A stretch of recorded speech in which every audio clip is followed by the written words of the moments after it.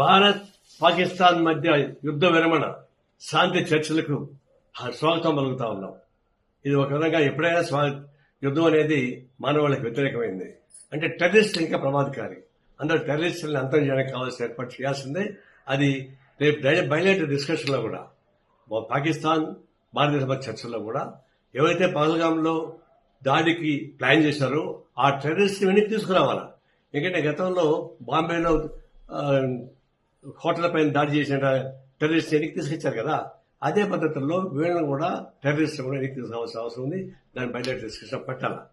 ఇంకొకటి, ఇప్పుడు శాంతి చర్చలు కొనసాగిస్తున్నాయి కదా, మరి ఒకప్పుడు నేను చెప్పిన దాన్ని నాకు నారాయణ పాకిస్తాన్కి పంపించాలని చెప్పేసి కొంతమంది బీజేపీ నాయకులు అవాక శాఖలు వాగారు. ఇప్పుడేమంటారు, ఇప్పుడు మోడీని పంపించాలన్నా పాకిస్తాన్కి? అనేక మందిని చనిపోయారు, 26 మంది చనిపోయారు, ముఖ్యపక్షాన్ని పెళ్లి చేయడం సరిపోయింది. అంత బాధపడిన వాళ్ళకంతా కాంపన్సేషన్ ఎవరు ఇస్తారు, వాటిపైన ఎవరు బాధ్యత? మరి అవన్నీ లేకుండా ఎందుకు సీజ్ఫైర్ అయ్యారు?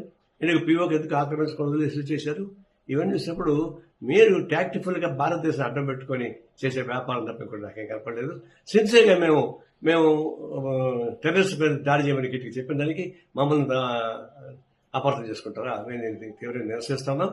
ఈ శాంతి చర్చను స్వాగతిస్తా ఉన్నాం.